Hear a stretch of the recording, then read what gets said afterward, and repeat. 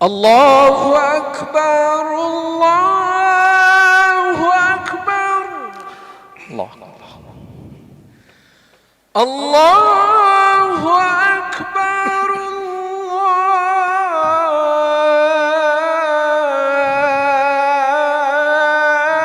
Allahu Akbar. Asyhadu an la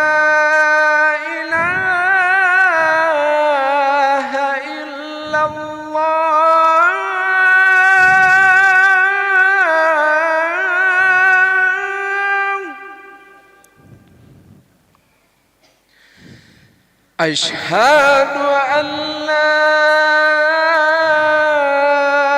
إله إلا الله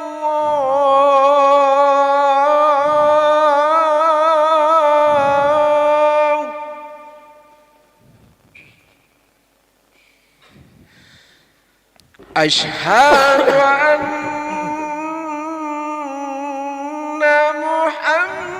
محمد رسول الله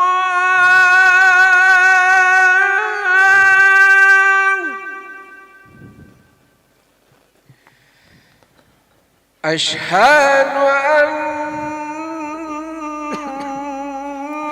محمد رسول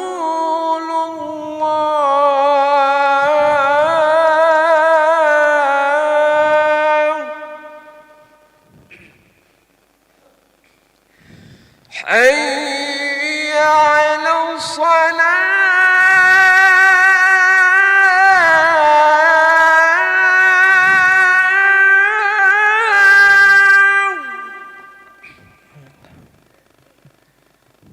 حي على الصلاة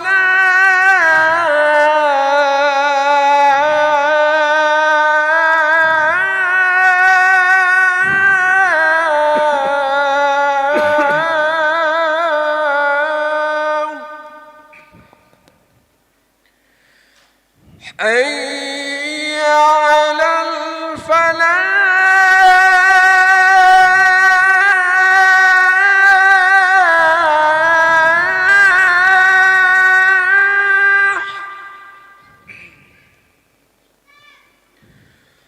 حي على الفلاح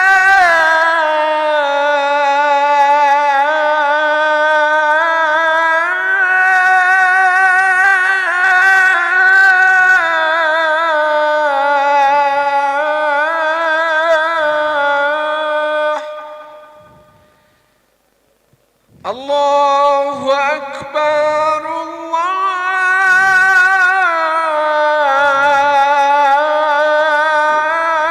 الله أكبر لا إله إلا الله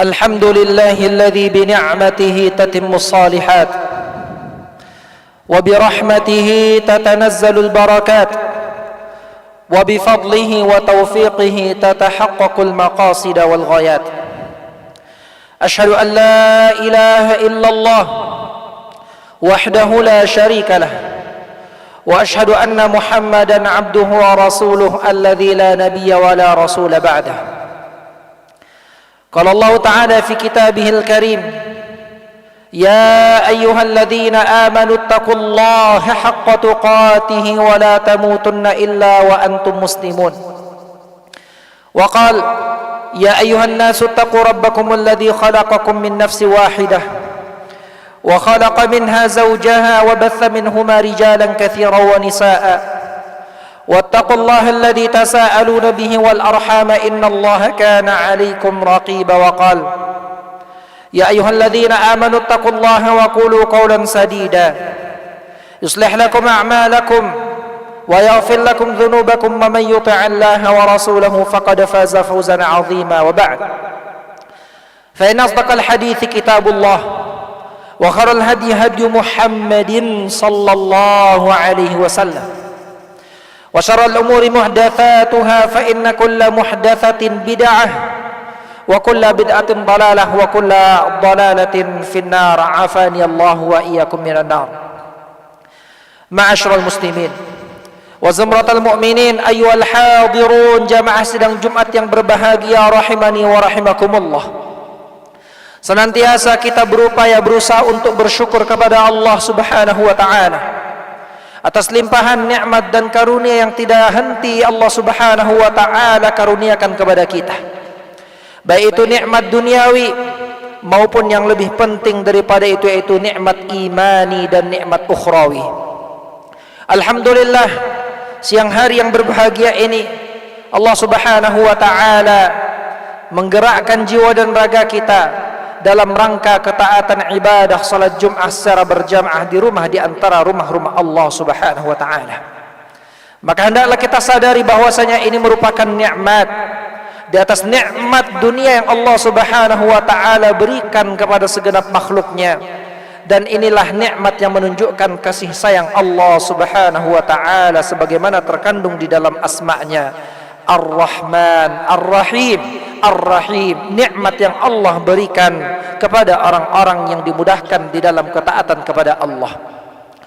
Kemudian salat bertuturkan salam tidak lupa kita sampaikan kepada uswatuna wa qudwatuna di bulan kelahiran baginda sallallahu alaihi wasallam, yang mana kita harus semakin mencintainya, mengikuti jalan dan perintahnya. Kemudian bukti cinta adalah ketika kita mendengar nama baginda sallallahu alaihi wasallam, di antara bukti cinta adalah kita berselawat segera dengannya dengan sempurna mengatakan sallallahu alaihi wasallam. Allahumma salli wa sallim wa barik wa an'im ala abdika wa rasulika Muhammadin sallallahu alaihi wasallam. Ma'asyiral muslimin wa zumratal mu'minin ayyuhal hadirun, jamaah sidang Jumat yang berbahagia rahimani wa rahimakumullah.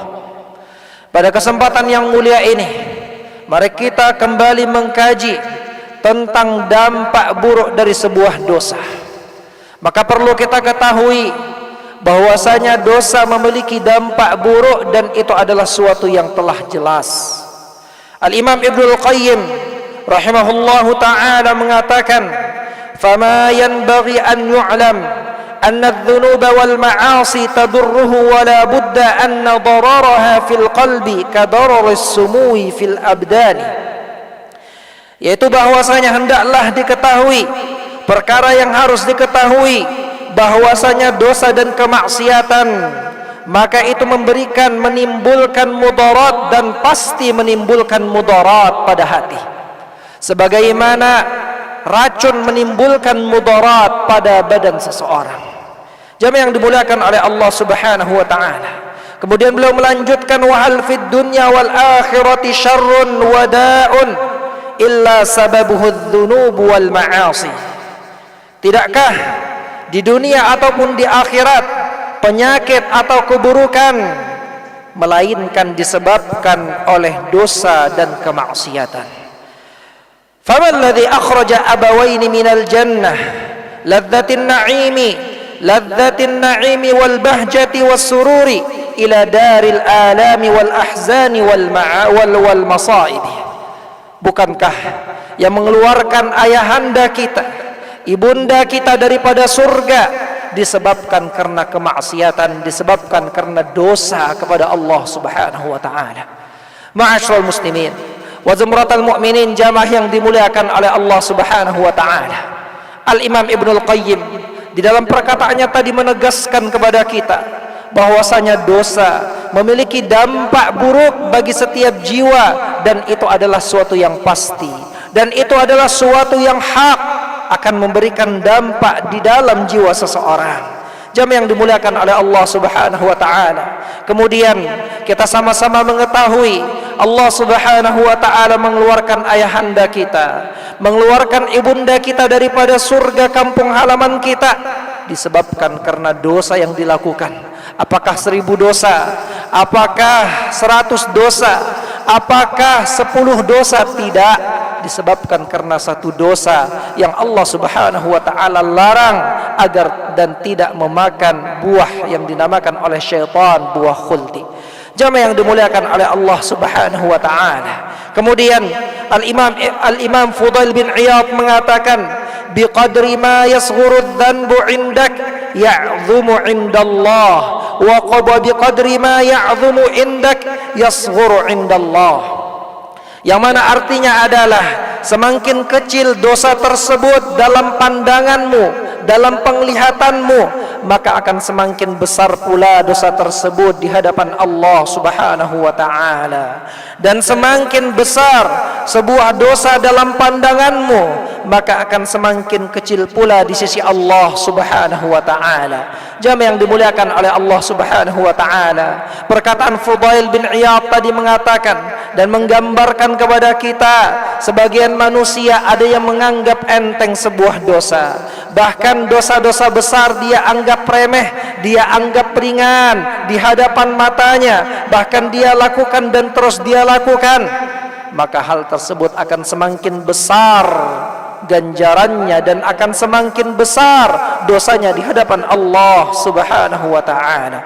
Jemaah yang dimuliakan oleh Allah Subhanahu wa taala, maka tentu setiap dosa yang kita lakukan pasti akan memberikan dampak di dalam jiwa kita, akan memberikan dampak dan memberikan efek di dalam hati kita, juga sebagaimana Nabi sallallahu alaihi wasallam bersabda dalam hadis yang diriwayatkan oleh Imam At-Tirmidzi, "Idza adnaba al-'abdu dzanban nukitat fi qalbihi nuktatan sauda."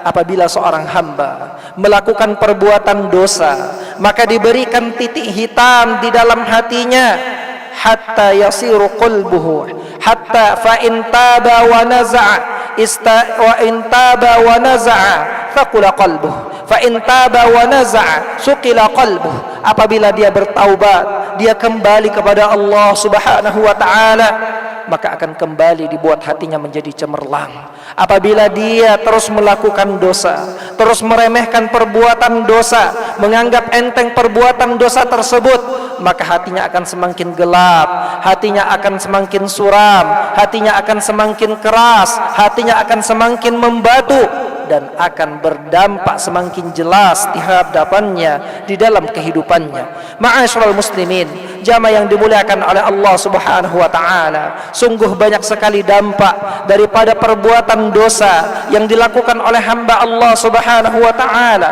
Di antara dampak tersebut adalah yang pertama adalah maksiat dan dosa akan menghalangi seseorang untuk menuntut ilmu agama Allah Subhanahu wa taala. Maka jamaah yang dimuliakan oleh Allah Subhanahu wa taala, ketika seseorang merasa berat untuk hadir di kajian majlis ilmu, ketika seseorang merasa berat untuk membaca Al-Qur'anil Karim, ketika seseorang merasa berat untuk mendengarkan dan menyimak Al-Qur'anil Karim, ketika seorang merasa sulit untuk memahami arti Al-Qur'anil Karim, ketika seorang merasa sulit memahami sabda Rasulullah sallallahu alaihi wasallam, ketika seseorang lebih memilih musik dibandingkan lantunan Al-Qur'anil Karim, lebih memilih foya-foya dan bersantai-santai dan mendengarkan hal-hal yang tidak bermanfaat, bahkan bermaksiat kepada Allah Subhanahu wa taala, dibandingkan dengan mendengarkan kajian yang di dalamnya menunjukkan cahaya Allah Subhanahu wa taala. Ketika seseorang berat untuk mendapatkan ilmu agama Allah atau hal-hal yang dengannya menambah keilmuannya tentang agama Allah, maka ingatlah hal tersebut tidak lain dan tidak bukan salah satu dampak dari perbuatan dosa yang kita lakukan. Hal tersebut disebabkan oleh kemaksiatan yang dilakukan oleh seseorang, sehingga dengannya dia terhalangi daripada ilmu Allah, cahaya Allah subhanahu wa ta'ala. Ibnul Qayyim mengatakan, hirmanul ilm fa innal ilma nurun yaqdhifuhu Allah fil qalbi wal ma'siyatu tudfi'u dzalikan nur. Hirmanul ilm, di antara dampak jelek maksiat adalah ilmu yang sulit masuk ke dalam diri seseorang. Maka sesungguhnya ilmu adalah cahaya yang Allah letakkan di dalam hati seseorang. Adapun kemaksiatan akan memadamkan cahaya tersebut. Jamaah yang dimuliakan oleh Allah Subhanahu wa taala, Al-Imam Asy-Syafi'i mengatakan, syakautu ila waqi'in su'a hifdhin fa arsyadani ila tarkil ma'asi fa akhbarani bi anna al-ilma nurun wa nurullahi la yuhda li'asi. Aku mengadukan kepada guruku yang bernama Waqi' tentang buruknya hafalanku, maka dikatakan oleh guruku agar aku meninggalkan kemaksiatan, agar aku meninggalkan perbuatan dosa, karena sesungguhnya ilmu adalah cahaya Allah yang tidak diberikan oleh orang-orang yang melakukan atau gemar melakukan perbuatan dosa. Jamaah yang dimuliakan oleh Allah Subhanahu wa taala, kita bisa rasakan di dalam kehidupan kita ketika sulit membaca Al-Qur'an, ketika sulit untuk membuka lembaran-lembaran Al-Qur'an, ketika sulit untuk mendengarkan lantunan-lantunan Al-Qur'an, ketika sulit untuk duduk di kajian, maka demi Allah, fawallahi itu diantara sebab daripada perbuatan dosa yang dilakukan oleh seseorang. Ma'asyiral muslimin wa zumratal mu'minin, jamaah yang dimuliakan oleh Allah Subhanahu wa taala. Kemudian yang kedua, dampak daripada perbuatan dosa, yaitu dosa akan menghalangi rizki seseorang sampai kepada dirinya. Sebagaimana hadis yang diriwayatkan oleh Imam Ahmad, innal 'abda la yuhramuz rizqa, innal 'abda la yuhramur rizqa bidzanbi yusibuhu. Sesungguhnya seorang hamba akan terhalang daripada rizki karena perbuatan dosa yang dia lakukan. Jamaah yang dimuliakan oleh Allah Subhanahu wa taala, maka sulit baginya untuk mendapatkan kemudahan rizki Allah Subhanahu wa taala disebabkan karena perbuatan dosa yang dia lakukan, karena jiwanya menjadi kotor, karena jiwanya menjadi kelam, otaknya menjadi buntu, otaknya menjadi berat, hatinya menjadi berat, dan dosa adalah apa yang menyempitkan jiwamu dan engkau takut manusia mengetahui hal tersebut. Maka jamaah yang dimuliakan oleh Allah Subhanahu wa taala, orang-orang yang melakukan perbuatan dosa dan gemar dan meremehkan perbuatan dosa tersebut, maka hatinya akan dibuat keras oleh Allah Subhanahu wa taala. Pikirannya juga demikian, menjadi buntu, sehingga ide dan ide cemerlang untuk mendapatkan rezeki Allah Subhanahu wa taala diharamkan bagi dirinya. Jamaah yang dimuliakan oleh Allah Subhanahu wa taala. Kemudian yang ketiga adalah bahwasanya kemaksiatan dapat menjadikan seseorang terhalang daripada ibadah dan ketaatan kepada Allah Subhanahu wa taala. Ma'asyiral muslimin wa zumratal mu'minin, jamaah yang dimuliakan oleh Allah Subhanahu wa taala, Al-Imam Ibnul Qayyim juga menjelaskan tentang dampak dosa yang ketiga ini, yaitu seseorang terhalangi daripada ketaatan kepada Allah Subhanahu wa taala. Ada hamba-hamba Allah yang bangun di malam hari namun bukan untuk melaksanakan salat 2 rakaat, namun bukan untuk melaksanakan salat witir, namun untuk menyaksikan piala dunia. Namun piala dunia tersebut 2 jam dia mampu untuk menyaksikannya, namun 2 rakaat saja dia tidak mampu untuk melakukannya.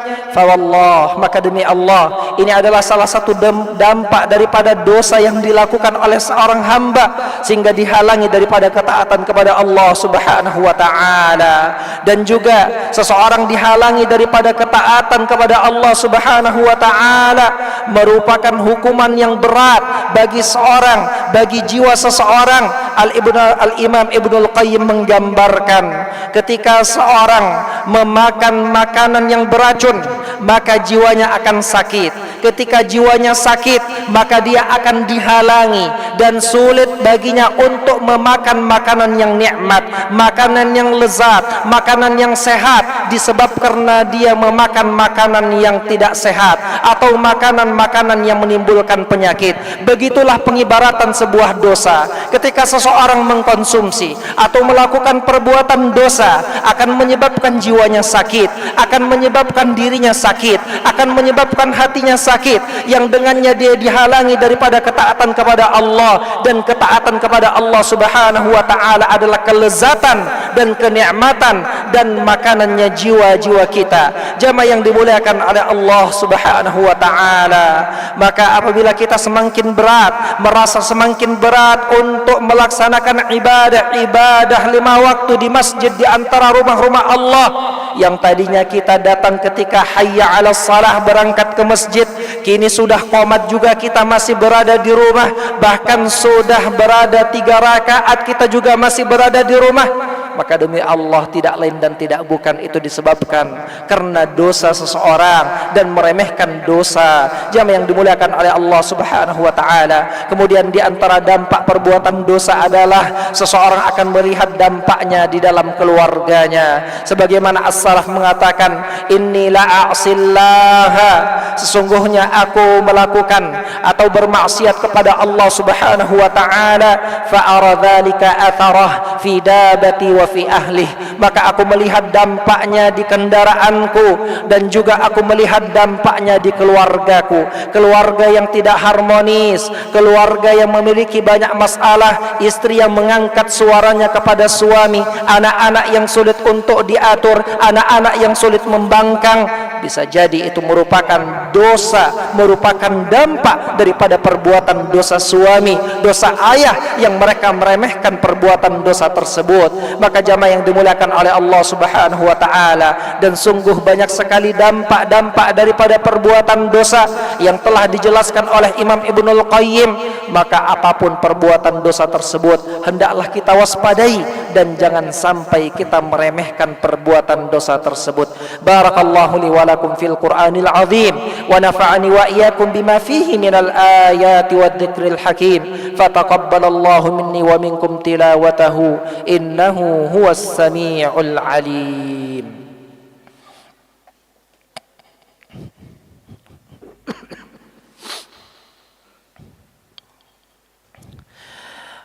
Alhamdulillah, alhamdulillahi ala ihsanih, wa syukru lahu ala taufiqihi wa amtinanih. Ashhadu an la ilaha illallah ta'ziman li sya'nih, wa ashhadu anna Muhammadan abduhu wa rasuluhu ad-da'i ila ridwanih. Allahumma salli wa sallim wa barik wa an'im ala abdika wa rasulika Muhammadin sallallahu alaihi wa sallam wa ala ashabihi. Ma'asyiral muslimin wa zumratal mu'minin, jamaah yang dimuliakan oleh Allah Subhanahu wa ta'ala, merupakan qada dan qadar Allah Subhanahu wa ta'ala bahwasanya di dalam jiwa seorang hamba memiliki bagian yang cenderung untuk melakukan kemaksiatan, memiliki bagian yang cenderung untuk melakukan perbuatan dosa. Namun ingat, bukan itu yang menjadi tujuan inti daripada ketetapan Allah Subhanahu wa ta'ala.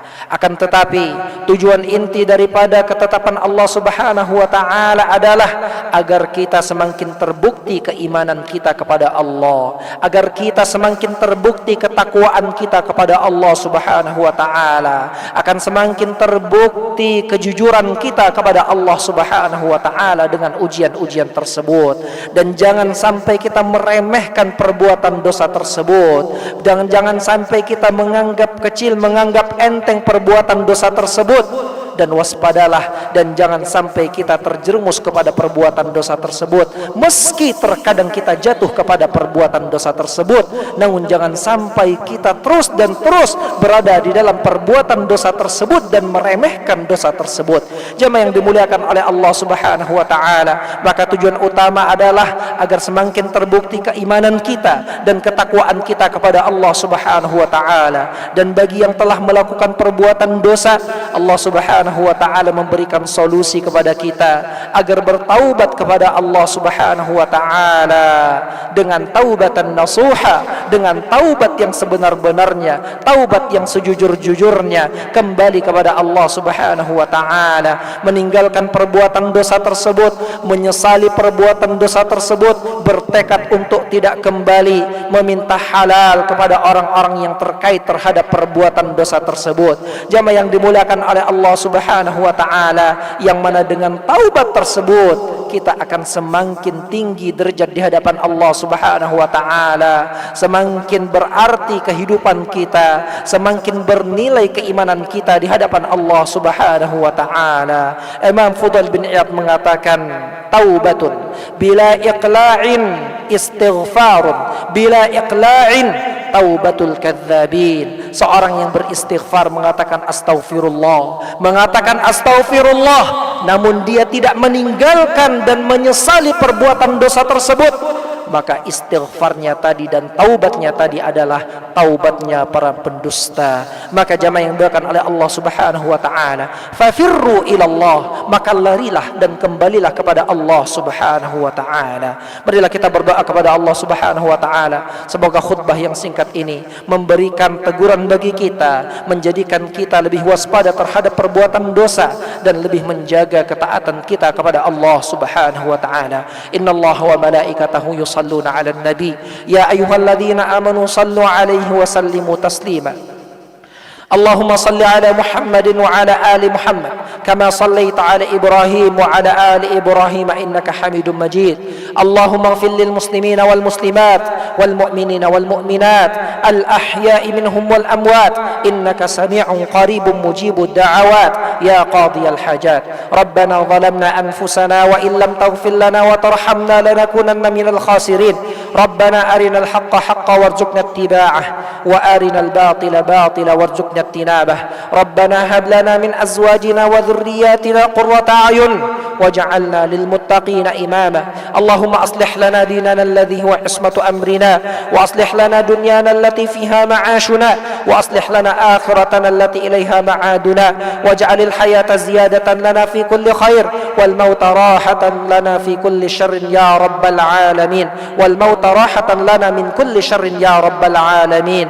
ربنا إنا نسألك حبك وحب من يحبك وحب الذي يقربنا إلى حبك. ربنا آتنا في الدنيا حسنة وفي الآخرة حسنة وقنا عذاب النار. ربنا لا تجعل في قلوبنا غلا للذين آمنوا ربنا إنك رؤوف رحيم. عباد الله، إن الله يأمر بالعدل والإحسان وإيتاء ذي القربى وينهى عن الفحشاء والمنكر والبغي يعظكم لعلكم تذكرون. ولذكر الله أكبر والله يعلم ما تفعلون. أقم الصلاة.